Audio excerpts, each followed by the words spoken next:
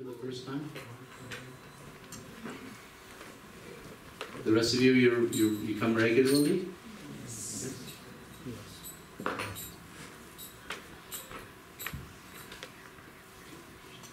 So I guess most of you know Charitamrita.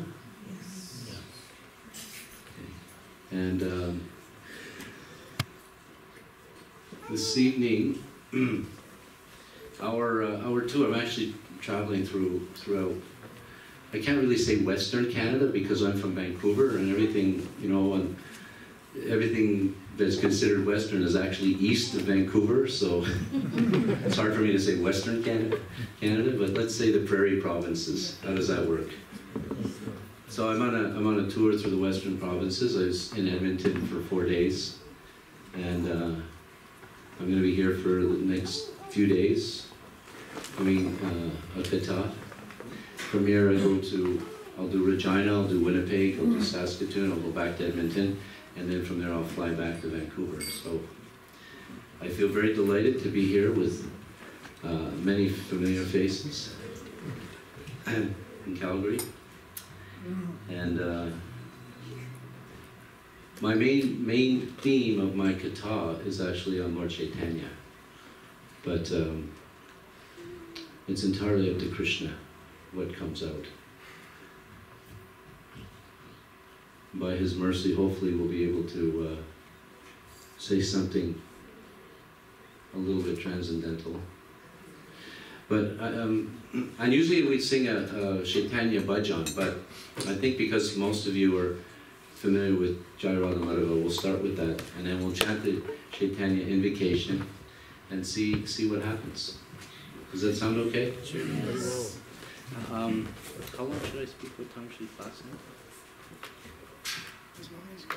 now? No, it's 8. Until everybody falls asleep, or just 8 sounds good. 8. Wow, I don't know if I can speak that long. I might only, Krishna may only allow me to speak 2 minutes. Okay. Do you have a Rodanga player? Yeah.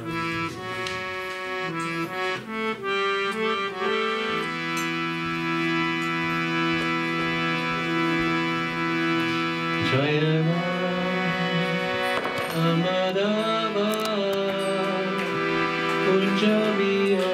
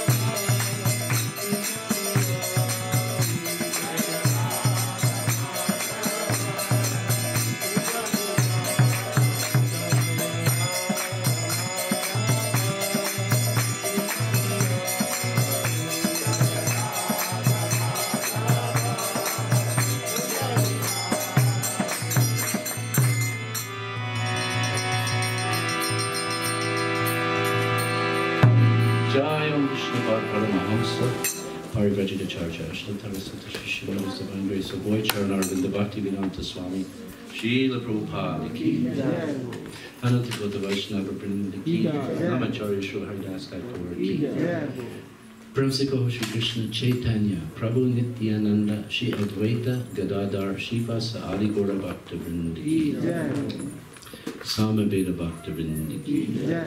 All glories to the assembled devotees.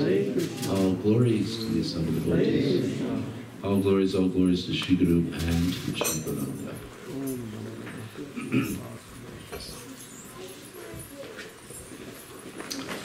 So generally when we have Bhagavatam class or Chaitanya Charitamrita, Bhagavad Gita, usually we chant an invocation.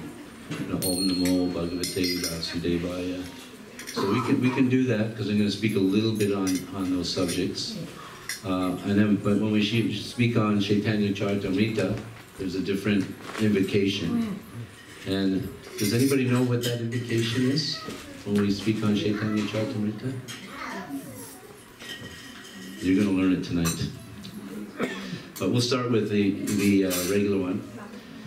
Om Namo Bhagavate Vasudevaya.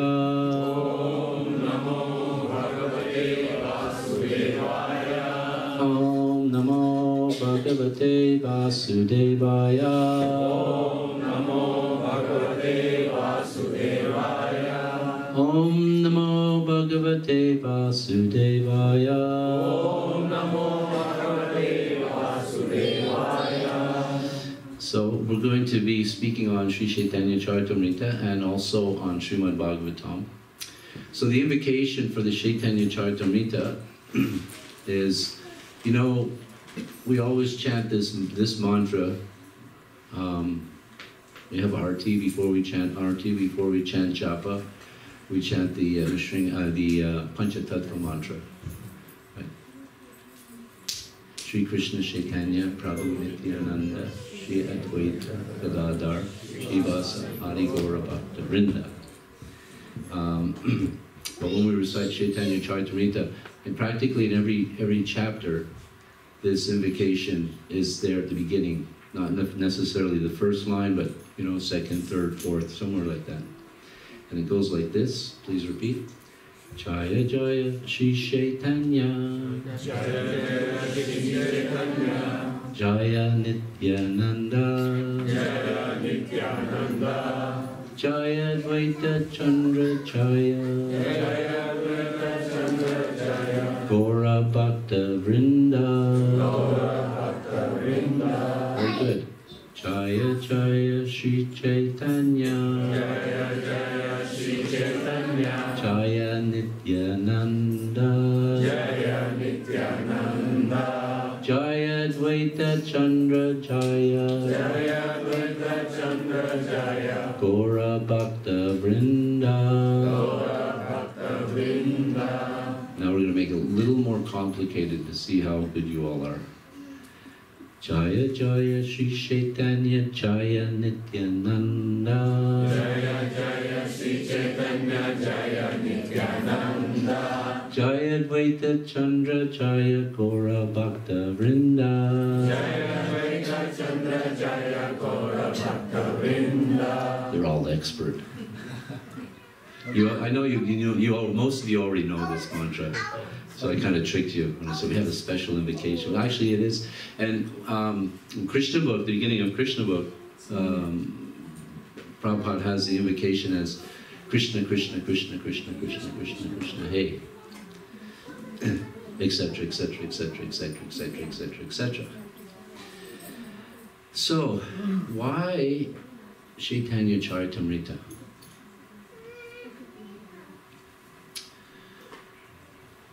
This disciplic line comes through Lord Chaitanya Mahaprabhu, more known as the Brahma Madhava Gaudiya Sampradaya. And Lord Chaitanya Mahaprabhu is right within that Sampradaya. His guru was Ishvara Puri, whose guru was Madhavinda Puri, and then there was Lakshmi Pati, and then 11 more. and then Madhavacharya. So we're coming through Madhavacharya, Lord Chaitanya, and then finally Bhaktivedanta Swami. And the Sankirtan movement, which is the Yuga Dharma, the actual Dharma for this age, is the Sankirtan movement, which is basically inaugurated by Lord Chaitanya Mahaprabhu, because he's the Supreme Lord. And the Yuga Dharma, each Yuga there's a different process. You know, we know in Satya Yuga was meditation, and Treta Yuga was yajna, Dvarpa Yuga, temple worship, but in Kali Yuga, it's Sankirtan. And the Lord himself inaugurated it, specifically chanting the Maha Mantra, Hare Krishna Maha Mantra. And of course, the Maha Mantra isn't new. Lord Chaitanya didn't invent the Maha Mantra, because the Maha Mantra is non-different than Krishna, and Krishna is not new. He's Yovana, he's the oldest, and his name is non-different. So the Maha Mantra has always been existent, but Lord Chaitanya basically gave it freely to everyone as the prescribed method. So Srila Prabhupada came in a missionary spirit, the founder Acharya of the International Society for Krishna Consciousness, of which this year is the 50th anniversary. And it was 50 years ago, actually 51 years ago, that Prabhupada arrived in America. It was 50 years ago that he founded the Hare Krishna movement. We know, I think most of us know, the arduous journey that he took, crossing first the Indian Ocean, coming around what was then known as Cape Comorin, which is now known as Kanyakumari, and then across the Atlantic Ocean. On his journey, before he even got to the Atlantic Ocean, coming from Calcutta, going around to Bombay, he suffered 2 heart attacks. 2 heart attacks. He turned 70 years of age. He had his 70th birthday on that journey. 70 years old. I know when I was a young man, I was pretty fearless. You know, you would think nothing of just walking out the door and, you know, seeing where you end up. Back then there was a lot of free riding. We would hitchhike. Sometimes we would just go on the road, hitchhike, and see where we would end up. With no money, nothing, nothing. But as we get a little older, we have a tendency to now if I just go downtown from where I live, not downtown Calgary, I go from Vancouver to downtown Calgary, but if I go from downtown Vancouver from where I live in Vancouver, it's like, okay, do I have my cell phone? Okay. Do I have my credit cards? Okay. Is my tank full of gas? It's like you have a tendency to be more anxious, and you need more, more security the older you get. At least that's my experience. Anybody else who's, getting on has experienced that? It's like you have a tendency, you need more security. Well, here's somebody 70 years of age, and he's been requested to take this movement of Lord Chaitanya's, the Sankirtan movement, to the Western world, and he's traveling with 40 rupees. That's it. He didn't have a credit card. He didn't have a cell phone. He didn't have anything except the faith in his spiritual master's order and his faith in Krishna. And when he was crossing the ocean, the Atlantic Ocean, actually, let's back up a little bit. Before he started, he went to Mayapur.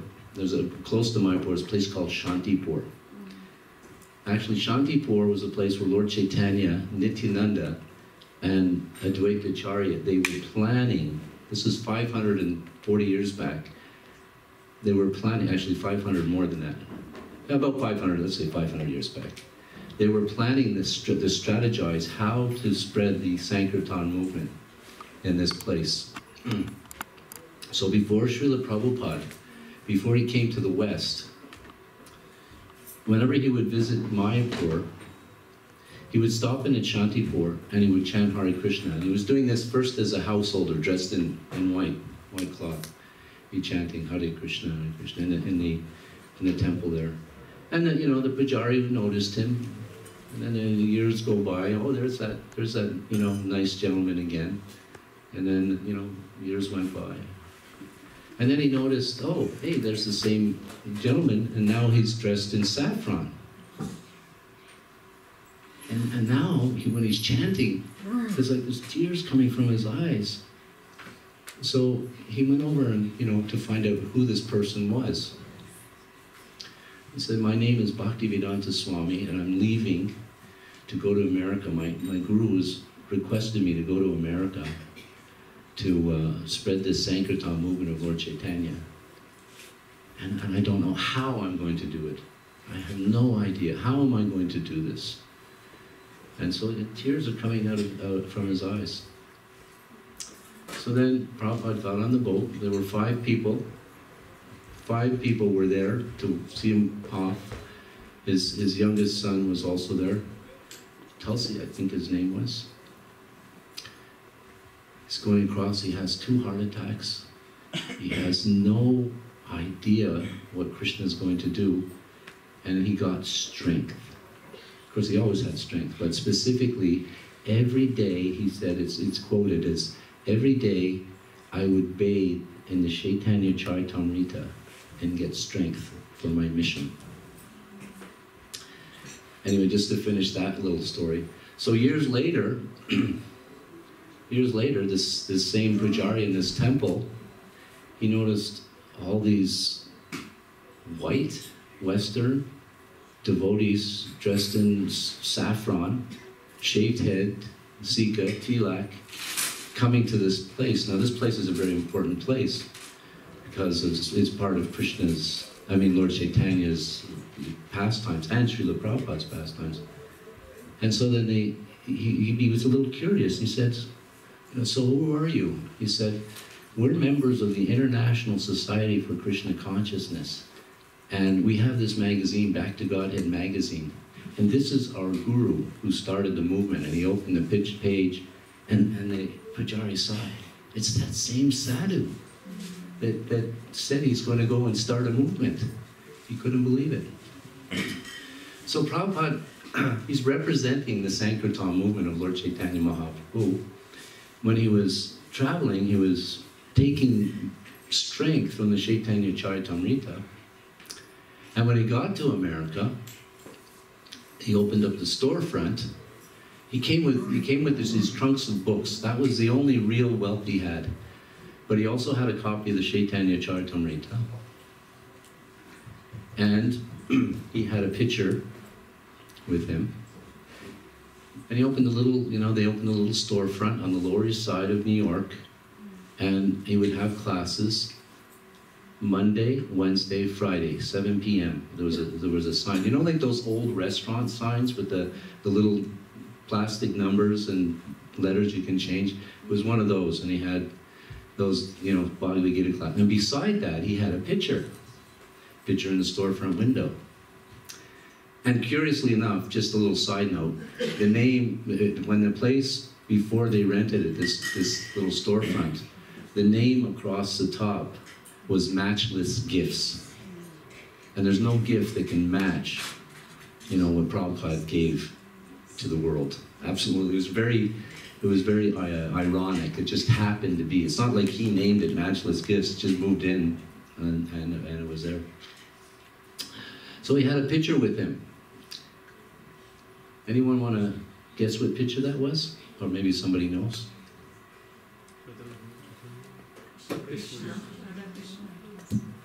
No? Lord Ram? No. Panchatattva. Panchatattva. Lord Chaitanya and his associates. So, when he started having his first classes, he would regularly have classes on Chaitanya Charitamrita. If you listen to Prabhupada's lectures, as early as 1966, he would regularly have classes on the Chaitanya Charitamrita. Anybody here, I'm sure, you have some second initiated devotees here? Permanently initiated? 2 lines of the Gayatri, right? It's important. So,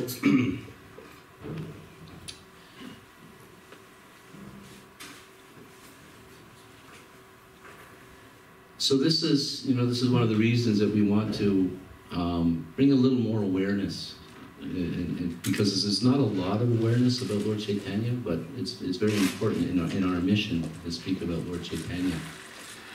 So these are just a few of the reasons.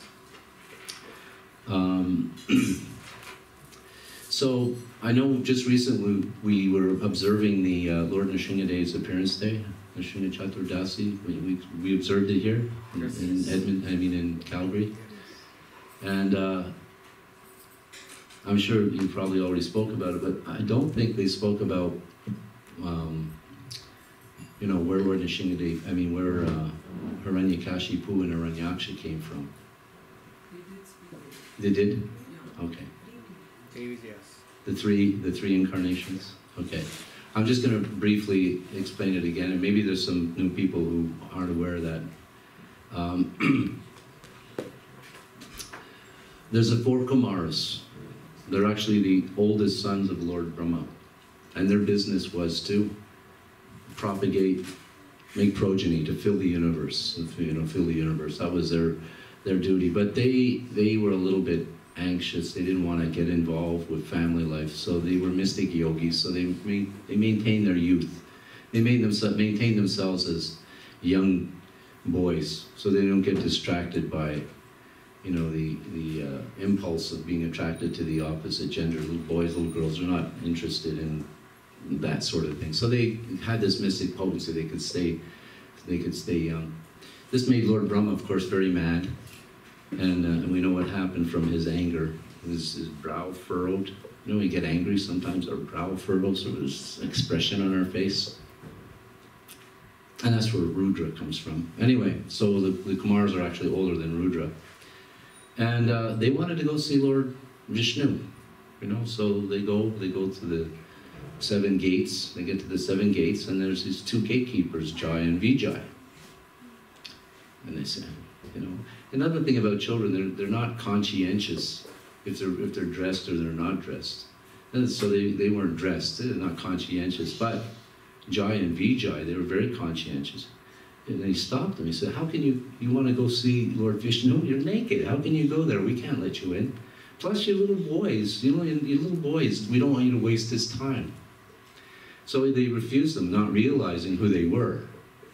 Actually, that's one thing we have to be very careful when we're in the association of devotees. We may not know who they are. We may be very familiar or not give them very much, attention.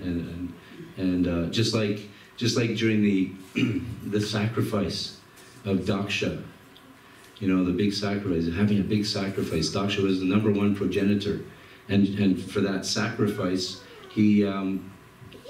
All the devatas came, all the devatas. Lord Brahma came, Vyasadeva came, all the other Indra came, all the devatas are there.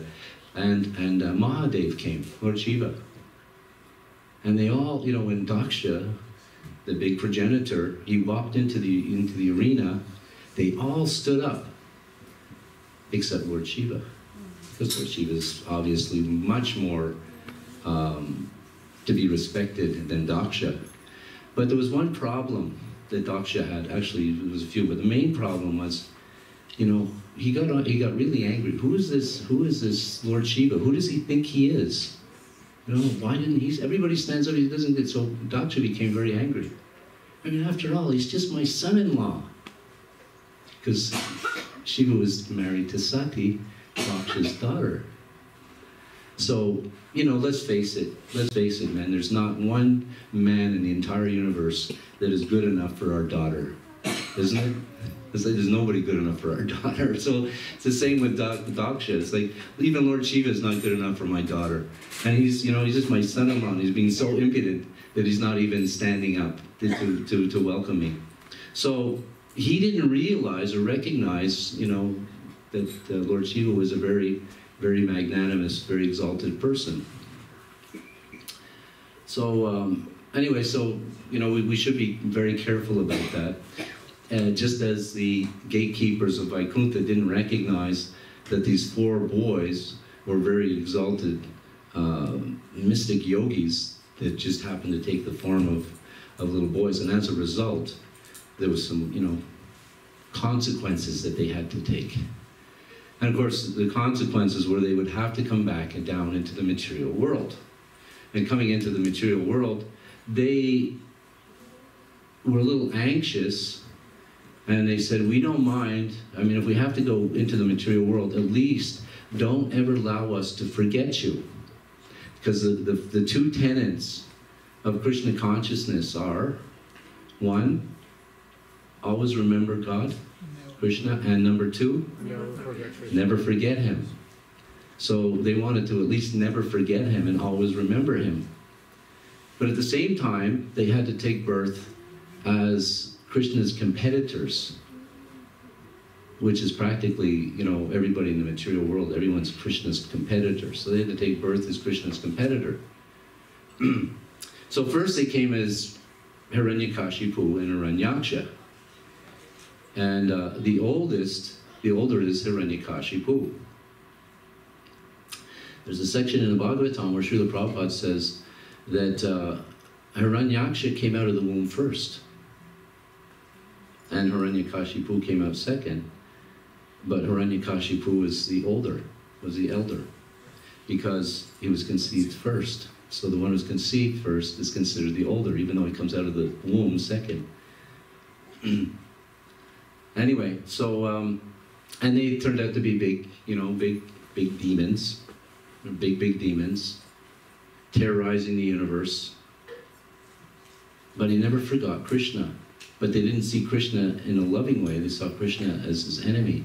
Hiranyakashipu, when he had his little son Prahlad, he said, where are you getting your energy? I'm getting it from the same place you are, Father. I'm getting it from Lord Vishnu. Vishnu was the avowed enemy of Hiranyakashipu, because Hiranyaksha, his brother, was killed by him. And Prahlad, he was being brainwashed. He was being brainwashed by his teachers. His father said, make sure that he doesn't become a devotee. And so his teachers were saying, how is it possible? How is it possible that you like this Vishnu? He killed your uncle, your dear uncle Hiranyaksha. He killed him. How can you possibly, But Prahlad was, undisturbed.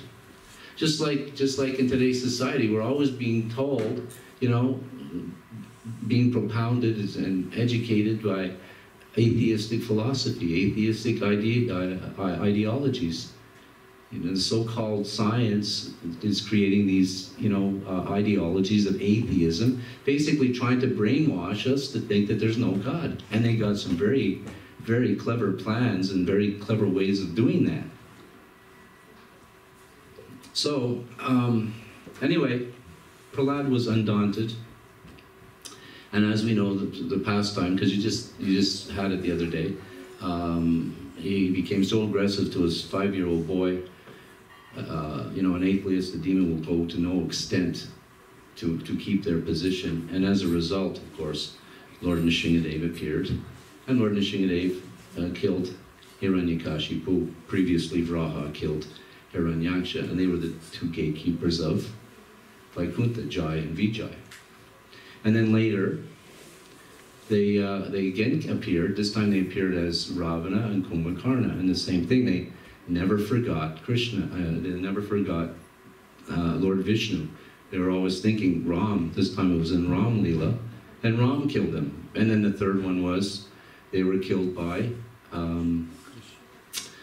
they appeared as Shishupal and Dantravarta, 2 enemies of Krishna. And they were always thinking, Kamsa, excuse me. Kamsa wasn't one of them, but anyway, but they were always, in this case, they were always remembering Krishna, but in a negative way. And especially we get the example from Kamsa, who right from the time that he was riding his sister on the chariot, taking her to, on the day of her wedding, And the oracle came out of the sky and said, Kamsa, you fool, the woman that you're taking on her wedding day, her 8th child is going to be the cause of your death. So he was very fearful from that day on. He was going to immediately kill her, but Vasudeva intervened. We know the pastime, and protected her. And then, but he was always thinking, right from that point, he was always thinking of Krishna, but not in a positive way. And even though he's always thinking of Krishna, and he was killed by Krishna, he still got liberated. But of course, it's not the kind of liberation that devotees are interested in, not the becoming one with the Lord. Devotees not interested in that, because we're eternal persons, and we have eternal relationships, loving exchanges. That's why in the material world we have so much affection, and you know, we're looking for relationships, because the material world is a perverted reflection of the spiritual world. In the material world, relationships are temporary, and therefore there's no full satisfaction. It's not like at the end of the movie, you know, the good guy and the hero and the heroine, they ride off into the sunset, happily ever after. No, because ever after ends. It ends after, you know, 60, 70, 20, whatever, it ends. But the desire and the intent to live and go happily ever after is there, because that's the nature, that's the innate quality of the soul. Because we're eternal, and we're looking for that eternal relationship. So, but the material world is like the perverted reflection. So what to speak of the relationship, of the liberations that are available for the Vaishnavas? You know, well, Shanta, neutrality, God is great, but then there's, you know, Das, becoming the friend of Krishna, fraternal relationship, and then parental relationship and conjugal relationship that goes on forever.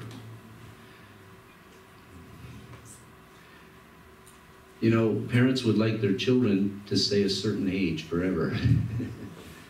Oh, so nice at this age, you know, and then they get a little older. So nice at that age, and then they get a little older. Not so nice at this age. I wish they would stay that age, but... And that's available in the spiritual world. You know, Yashoda, Krishna's Kovaram age goes on forever, and we would like that. And that's the spiritual world. So those are the liberations for the devotees. So what to speak if even the non-devotees, who are always thinking of Krishna in a negative way, get liberation? So what to speak? What's expected? What can we expect as being devotees, being lovers of Krishna? Anyway, the next incarnation came, then it was actually, they were scheduled to go back. They're scheduled to go back to the spiritual world, because they're supposed to take 3 births as demons. But then, they heard about this Chaitanya Mahaprabhu, who was actually Krishna, just like Ram is Krishna, and who's the first one? Nrsingadev is Krishna. So similarly, Chaitanya Mahaprabhu is Krishna, and he's coming soon, and actually it is relatively soon when you compare the time when Krishna appeared and the time that Lord Chaitanya appeared, compared to the time when Hiranyakashipu appeared, and then Ram appeared. There's a bigger day. Hare Krishna. I better not be too animated here. No singing and dancing, Jai Govinda. I'm so sorry. So, what was my point? The difference gap between that. Thank you. I knew, I was just testing you. So, yeah, the bigger distance, the time frame from Hiranyakashipu to Ram, but from Krishna to Lord Chaitanya, very short time frame. So when they heard about Lord Chaitanya's appearance, it sounded so sweet. They actually wanted to become part of it, so they became Jagai and Madai. They became Lord Chaitanya and the Sankirtan movement's enemy. Actually, when the Sankirtan movement was going on, you know, the devotees, Lord Chaitanya started the Sankirtan movement. The Jagai and Madai, they were always in a drunken stupor. Actually, they were so degraded. It's really unfortunate, and this is a very important point. They they came from very exalted Brahmana families. So one of the most respected Brahmana families in Navadvip. Very respected family.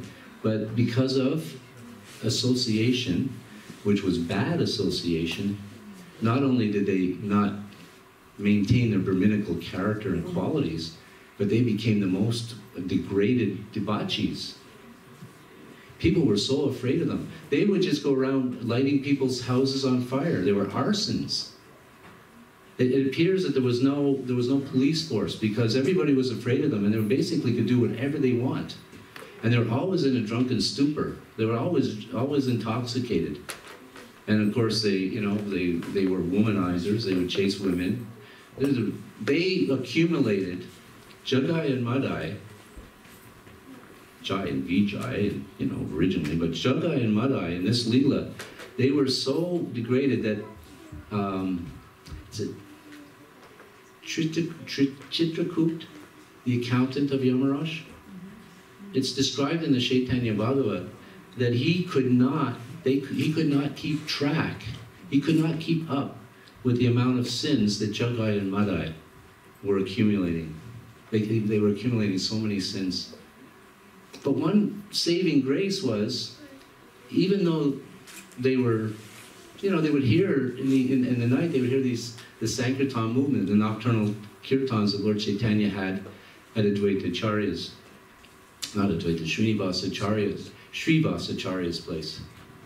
And sometimes they would even get up in a drunken stupor. They would even dance a little bit.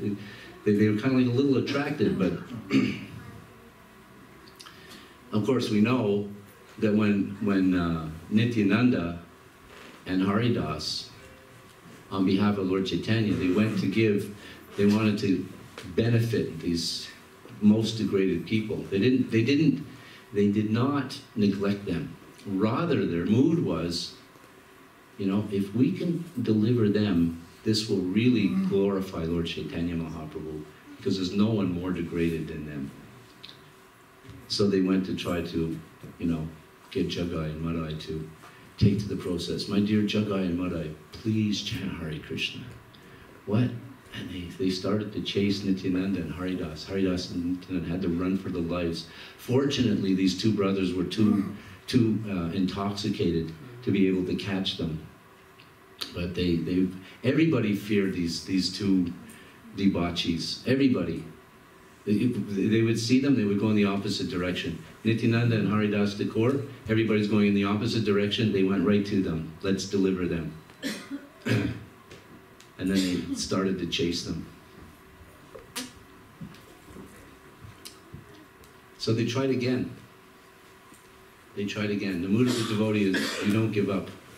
This brings to mind a more recent pastime regarding Lord Chaitanya's Sankirtan movement that took place in Germany, in Hamburg. Tamal Krishna Maharaj was there. They had the Sankirtan movement going on, and every day the devotees would go out and chant on the streets, like Lord Chaitanya go out and chant on the streets. So, in the mood of Nityananda and Haridas, they went to chant in the most degraded part of Hamburg. It's called the Reeperbahn. That's where all the low-class bars are, the red light district, and it's a very famous place in Hamburg. And so the devotees, chanting Hare Krishna. The next thing you know, there was balconies and people were throwing flower pots off the balconies at them. And, people were coming out and swearing at them and spitting on them and throwing water at them. And I may be dramatizing it a little more, but basically they were certainly not welcome. So they quickly got out of there. But then they thought, what would Nityananda, what would Lord Chaitanya, what would Haridas Thakur do? So they went back the next day, and they had a strategy, they had a plan. Now, they're all dressed in the same saffron color. There was some householders, and of course the ladies are all dressed in nice saris. So they look like an army, and there's quite a lot of them. Now, going back to the glory days, I guess, in one sense, from the Germans' point of view, was when Hitler was raising his Nazi party. He had a lot of momentum. In fact, people in America, some people in America, people in England, they were actually supporting his party when it first started going.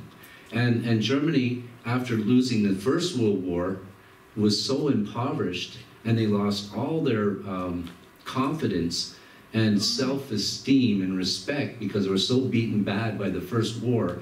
And Hitler came along and started to build them up again. Plus, another thing, I mean, a little history, you know, it's mundane, but just to set the stage, was that, you know, the world that defeated Germany put such a debt on them, it was impossible for them to pay. So Hitler started rallying his people together. This is nonsense. He started giving them self-esteem. And, you know, they became very proud again. And to the point where they almost conquered the whole world. So, so the devotees, their plan was, when they came to do, they came back.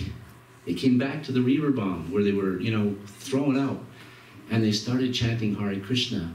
And then they started marching to the German goose step. Now, I don't know if you know what the goose step is. It's when you march with your legs. You don't bend your knees. You march with your legs straight, you know, like in German, you know, the Nazi German army style. And then all of a sudden, the big burly bouncers coming out of the bars. They're the guys that, you know, if you cause any trouble, they throw you out of the bar. They come out and they started cheering. And the people in the windows were saying, yay, yay, yay. So the devotees turned them around, turned their consciousness around by some strategy. So anyway, getting back to transcendental, well, that is a transcendental pastime.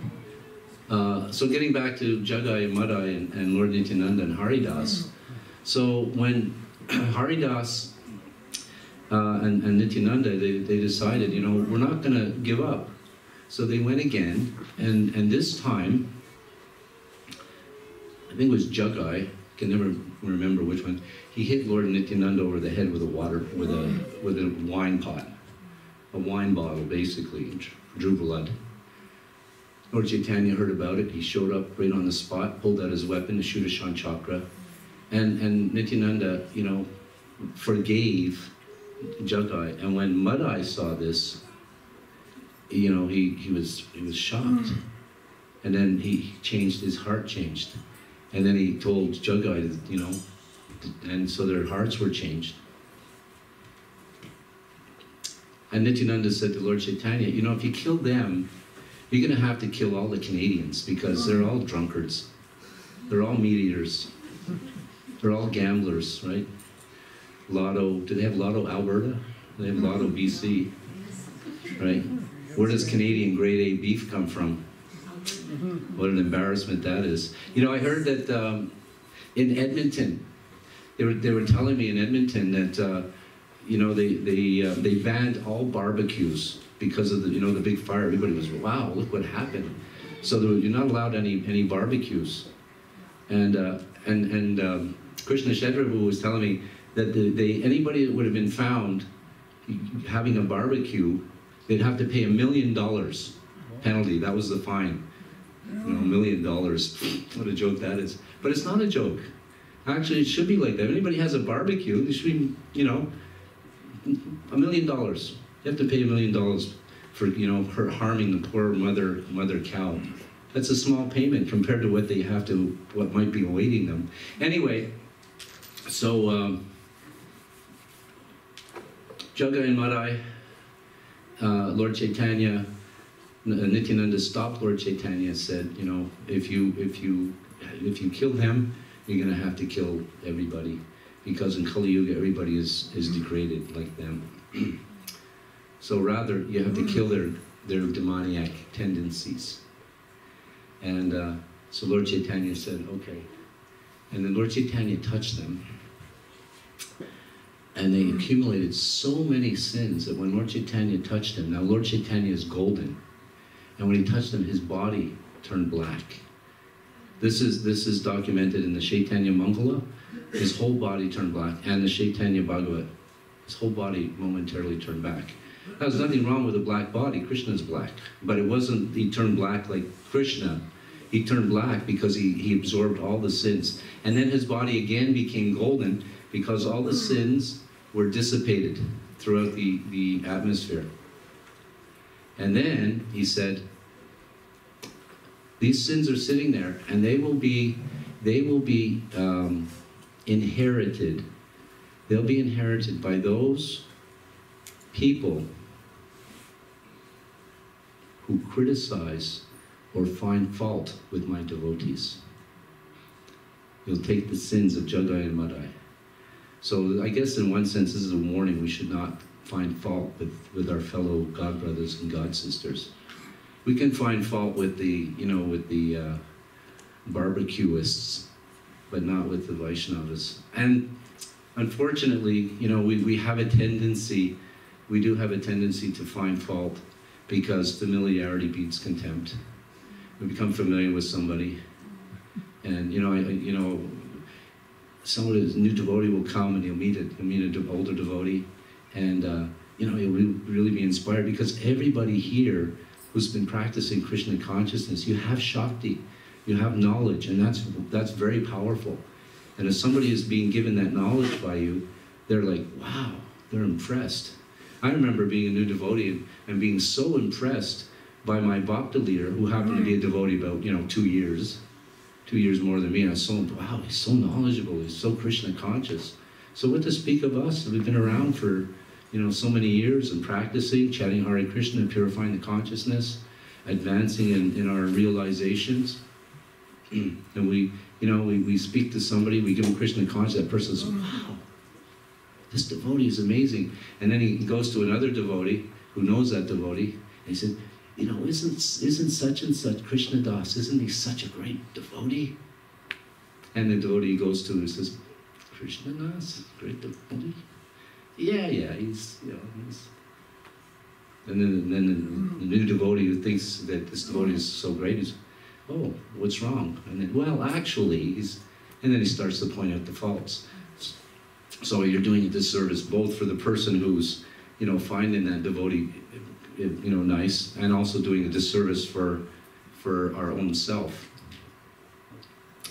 Anyway, so Jagai and Madai, they were delivered. They became devotees, and then Lord Chaitanya, of course, his mission continued to go on.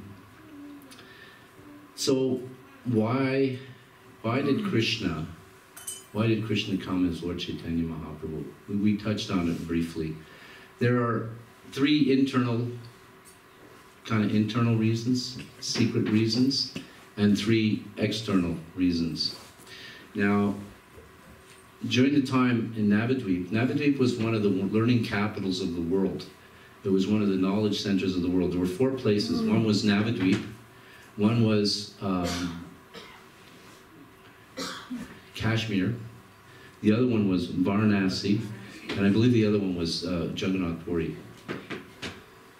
They were considered the learning capitals at the time. And Advaita Acharya, he was in Navadvip, the learning capital. He himself was a great pundit. He had many disciples. He was mature. And he looked around and he saw like the world is kind of like what it is today. People are performing pious activities. People are performing impious activities, but nobody's really interested in, getting out of the material world and going back to Godhead. They don't even know about it. And this task is so difficult that it's not possible for me to do it. The only one that can do it is Krishna himself. If God himself comes, then there's some hope. Otherwise, there's no hope.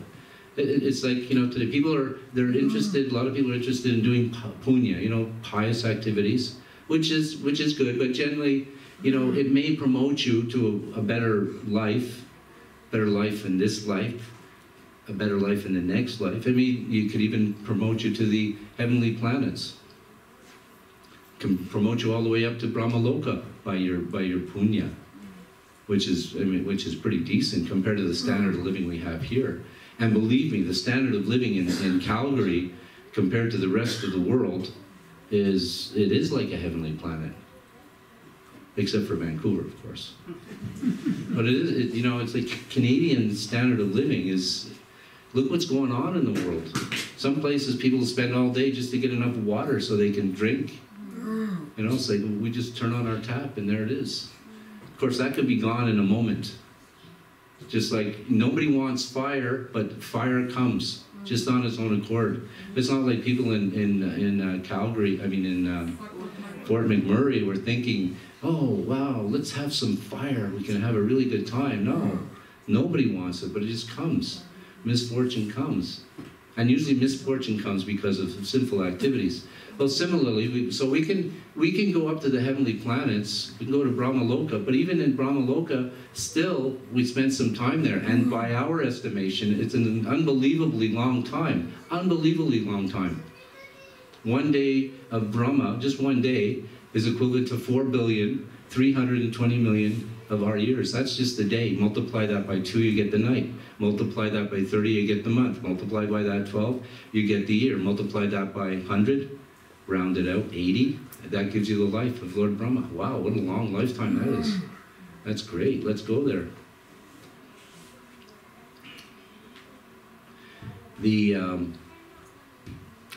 There's some insects. Their lifespan is a few hours. They appear, they grow, they leave some byproducts, they dwindle and they die, all within a few hours of our time. And and they go through their whole life cycle, you know. They appear, they have their family, you know, they go through their whole life cycle within a few hours. And then someone comes along and says, hey, did you know that there's human beings, you can't see them, but they can see you because you're just living on a leaf and they're looking at you. And yeah, right. And do you know that their life compared to yours, you know how long they live? Why not? Why not Brahma's life can be, you know, one day can be 4,320,000,000 according to ours. If it can be for another living entity on this planet that has no idea we exist, and our life is so long compared to theirs, I mean, it stands to reason, right? If A equals B, B equals C, A equals C. I don't know if it quite applies, that logic, but even if you go up to Lord Brahma's planet, it's like, the insect is thinking, wow, they have such a long life, but what are you thinking? I mean, okay, I'm on the other side of 60 now. You know how fast my life went? Like that. I can't believe it. It's like, it was just yesterday, I was 21 years old, you know, full of vigor and energy and in Maya. And now I'm, you know, it just goes by, and the next decade can, you know, slip right by. And the other thing is, we don't know, just because, you know, statistically, I think the statistics now is maybe the age of 60, if you get out of the womb. You know, that might be the average age.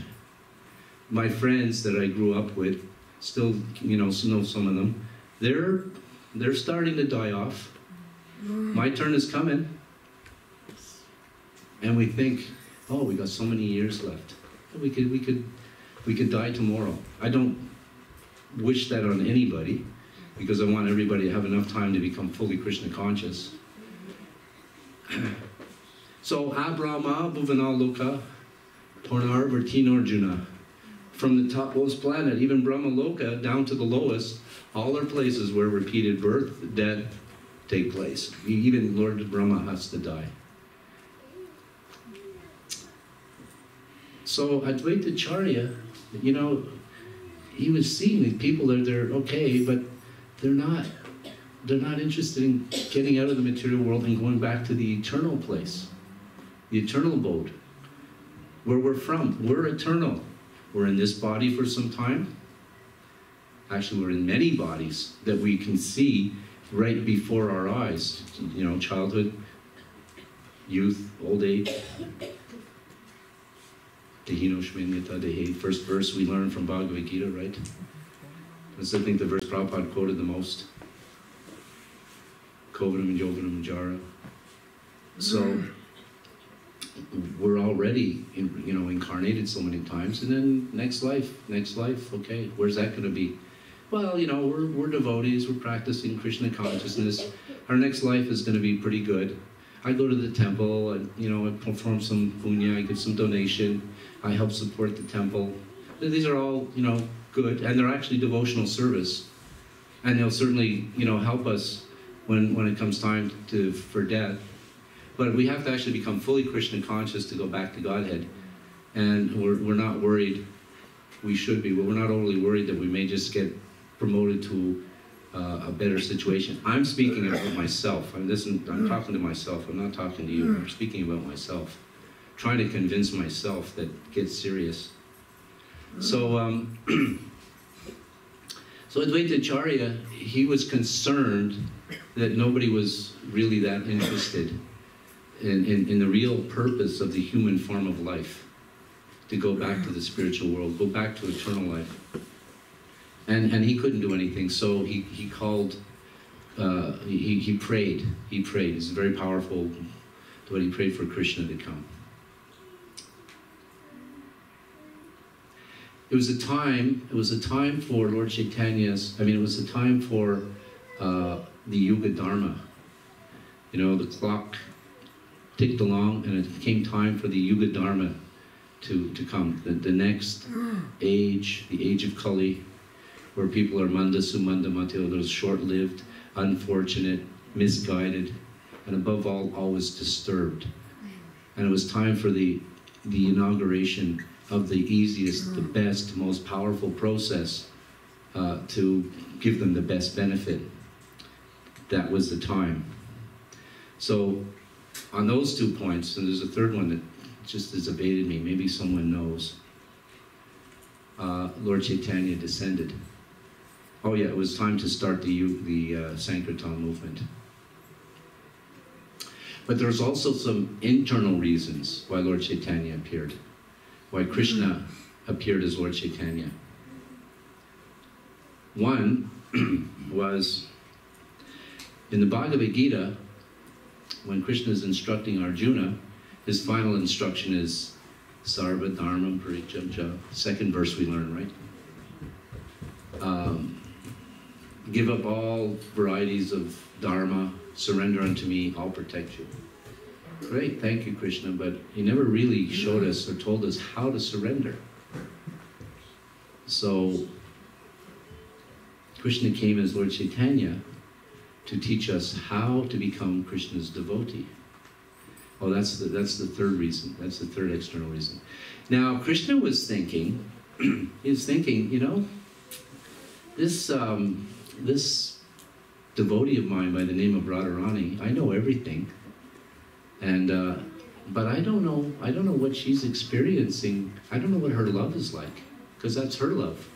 It's not like we're one and the same. Oh, Radha is separate, Krishna is separate. I don't know what she's experiencing. We don't know what our beloved is experiencing in the way of their love to us.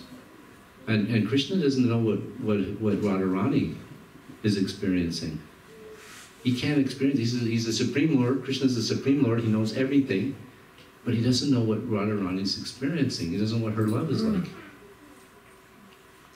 The other thing is Krishna, he is the emperor of sweetness.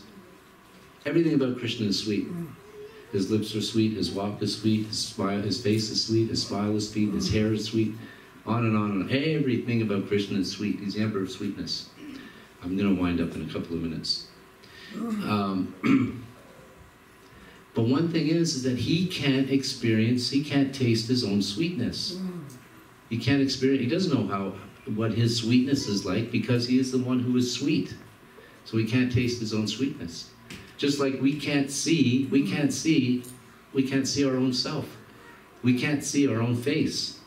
I can see yours, you can see mine, but you can't see your own. You can only see a reflection of your face. So Krishna couldn't experience his own sweetness.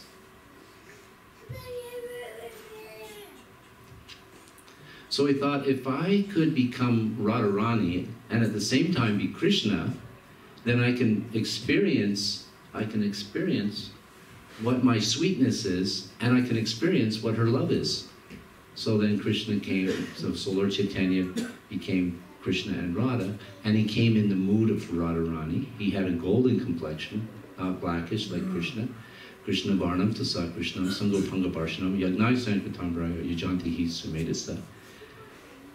He came as, he is Krishna, but he didn't come in a blackish form, he came in a golden form, in the mood of Radharani, so he could experience his own love of himself and taste his own sweetness.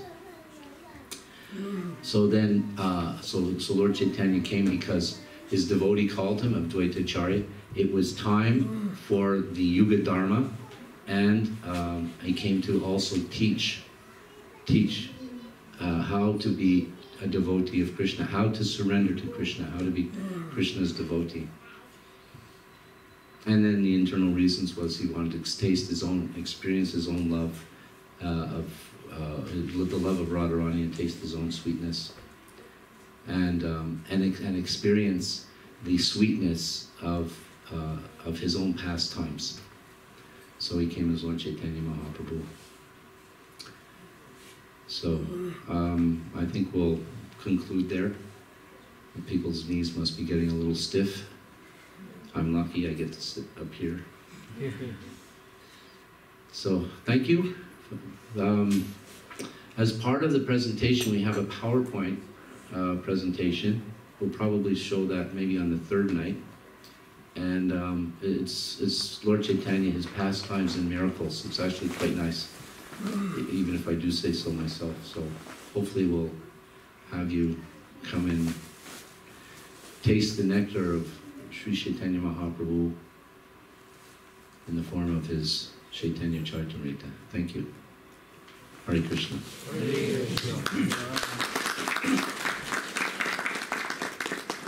Does anybody have any questions or any comments? Yes. Oh yes, very good point. Thank you very much. Lord Chaitanya, even though he's Krishna, he said what we need to study. He said two books. Bhagavad Gita. Study Bhagavad Gita. This is the knowledge. The knowledge he gave is the knowledge of Bhagavad Gita. And the postgraduate study of Bhagavad Gita, the Srimad Bhagavatam. Srimad Bhagavatam is it's the commentary by Vyasadeva, the author of the Vedanta Sutra and the author of all the Vedas. The final element or the final conclusion that he gave was the Srimad Bhagavatam. And in the Bhagavatam comprises of 12 cantos, and the 10th canto is all about the pastimes of Krishna. In fact, Lord Chaitanya Mahaprabhu, because he's in the mood of Krishna's devotee, he would experience the highest ecstasy of devotion when people would read, his intimate close associates would read certain sections of the Bhagavatam, and Lord Chaitanya would go into ecstasy from the Srimad Bhagavatam. So those two books specifically, so Study Bhagavad Gita and Srimad Bhagavatam. Thank you, that's a very important point. Thank you for bringing that up. Something else? So the reasons he told us that, why Mahaprabhu came to in this planet, to teach how to surrender. Yes. And to taste the experience of love of Radharani towards Krishna. And because his devotee Advaita Acharya called him these three reasons. So are these the internal or the external? The internal ones were to taste his own sweetness and experience the love of Radharani. And the external ones was because his devotee called him. Krishna becomes the servant, subservient to his pure devotee. In fact, that's one of the reasons that Krishna does not give pure devotional service very easily, because when somebody's rendering pure devotional service, unmotivated in all aspects, no personal self-interest whatsoever, becomes a pure devotee of Krishna, and is, always engaged in devotional service, Krishna awards devotional service by our desire, but at the same time, he awards us. He gives us. So one of the reasons he doesn't easily give pure devotional service, because a pure devotee, whatever he wants, Krishna is obliged to give. So Advaita Acharya, he was obliged to come because his devotee in the form of Advaita Acharya asked him to come. So that's external. And the other was to start the Sankirtan movement and teach the process of devotional service.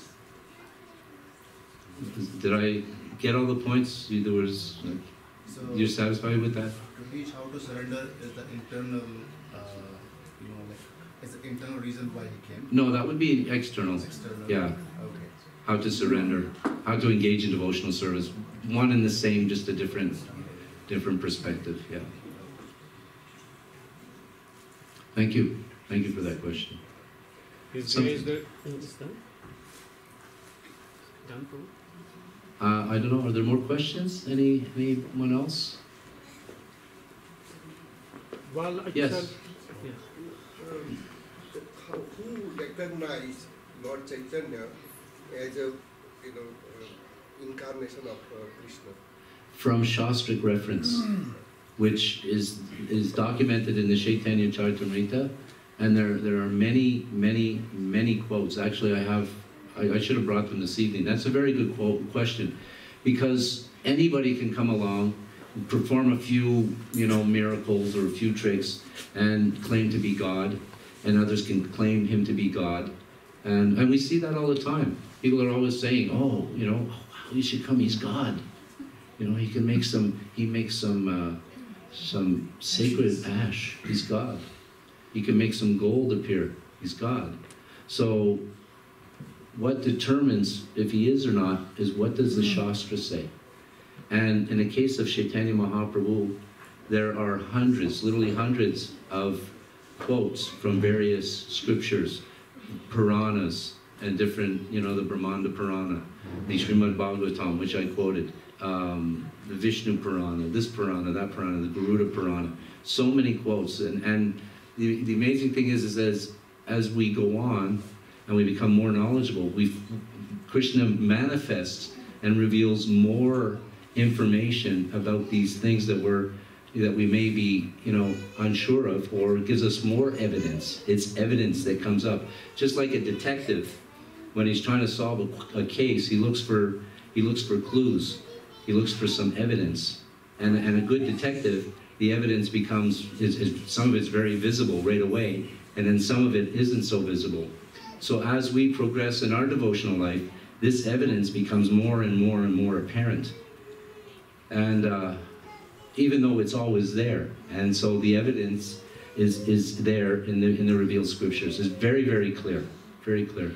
And I was going to save that part for tomorrow. I was going to actually, quote some actual references, because we don't accept somebody just because somebody says. It has to be verified by the Shastra, by the scripture. Otherwise, it's not acceptable. We have the example of one of our great predecessors, Acharyas Bhakti Vinod Thakur, where there was this one mystic yogi, and he was very powerful. And everybody was saying he was Vishnu himself. He was calling himself Vishnu. And he was going around polluting the women. I'm Krishna, you're Radharani. It was polluting all the women in the villages. And so the villagers became very upset. And they approached the government, which was the British government at the time. And Bhakti Vinod Thakur was a great magistrate under the British rule. So they gave the case to him. As soon as he said this man is Vishnu, being a Vaishnava, knowing Shastra, this guy is fake, because it's not in the Shastras, and there's no evidence. He's just, got some mystic power. So he had him arrested. I'll make a long story short. He had him arrested, and he was such a powerful yogi that Bhakti Vinod Thakur's family, when he was arrested, his family got sick. Bhakti Vinod Thakur himself got sick, and on the day that he was had to go to court to give the judgment, to find him guilty, his judgment, he's guilty. He was so sick, he couldn't get out of bed. And they had to carry him, take him out of bed, and carry him on a palanquin to the courthouse. And he was determined to pass the judgment. He said he's guilty. He's guilty, he's not an incarnation. So they were taking him away in a cart. They had his hands cuffed and taken away. One British soldier jumped on the back of the cart and cut his hair. And yogis, they keep their power in their hair sometimes, like Samson in the Bible, And he lost his hair, and he was in jail. And after, you know, a short time, he just died in jail. Krishna died in jail, you know. Krishna doesn't die in jail. Krishna appears in jail. Okay. Yes. So this is just what I have heard about the Maha Mantra. It is said that it was earlier it was Hare Ram, and then it turned. Like, what is the reason behind that? The reason behind that is because one society started chanting Hare Rama first, and it just became more popular. But if you look at the source of the scriptures, the Maha Mantra in certain Upanishads, it's always Hare Krishna, Krishna Krishna, Hare Hare. And the general misunderstanding, and I have to admit, even up until just recently, I used to say the same thing, that Lord Chaitanya, he took the mantra, was originally Hare Rama, and turned it around. No, it's not the case. The Maha Mantra has always been the Maha Mantra, the way we chant it. It was one society, maybe even with the Ramakrishna mission or some mission, that they chanted Ram first, thinking, oh, Ram appeared before Krishna, so therefore we should chant Ram first.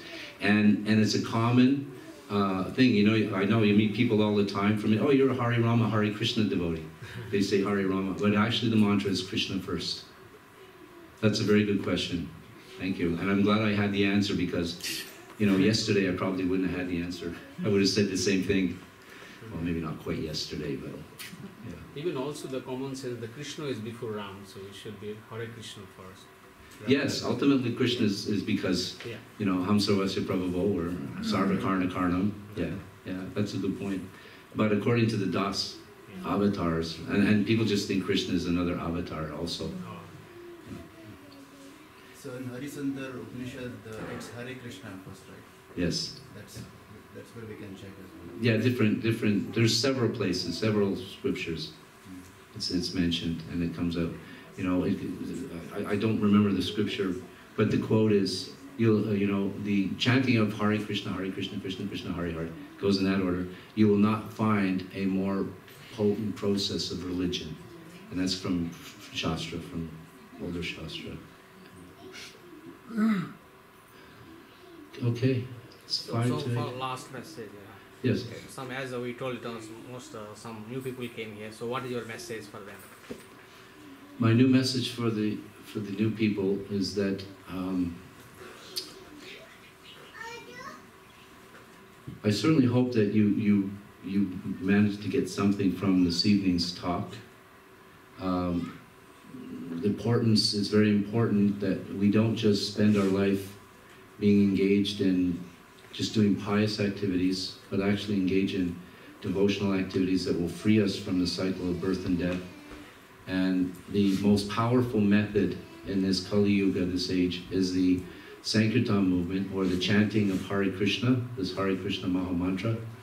And please take this. This is the most valuable gift, and it's matchless gift. And if you are able to chant the Hare Krishna Maha Mantra, guaranteed your life will improve in every way. So there's no more sublime process of Dharma than the chanting of the Hare Krishna mantra. And this has been prophesized, this movement has been prophesized in the Srimad Bhagavatam, it's been prophesized by the great acharyas. Bhaktivedanta Swami has been prophesized that this movement is going to inundate the entire universe.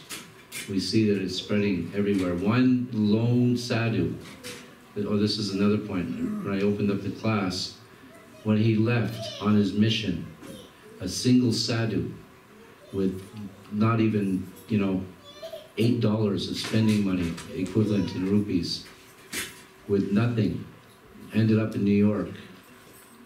And then 50 years later, they had a special celebration in Calcutta, where he departed from. And there were thousands of devotees representing 150 countries, or maybe 125 countries from around the world, attended this special function to honor the departure of Srila Prabhupada, which took place, when it took place, 50 years since it took place. They had a special function, 125 countries were represented, people from all over the world. And this movement is still growing. And it's been prophesied to grow. So become a part of this wonderful mission that started by this genuine sadhu, not some, somebody's going to give you some magic tricks. And don't believe me, pick up some of the books. We have so many books. Just take one of the books and read some of our books, and you'll see this knowledge and this movement is, nothing is greater. Okay. Thank you. Thank you so much for your very kind attention. I know it was a long class. When he said 8 o'clock and I looked at the clock, wow, such a long class you want? So thank you. 6:30 to 8 o'clock. I don't think I've spoken that long before. His great Jagannath Prabhu ki.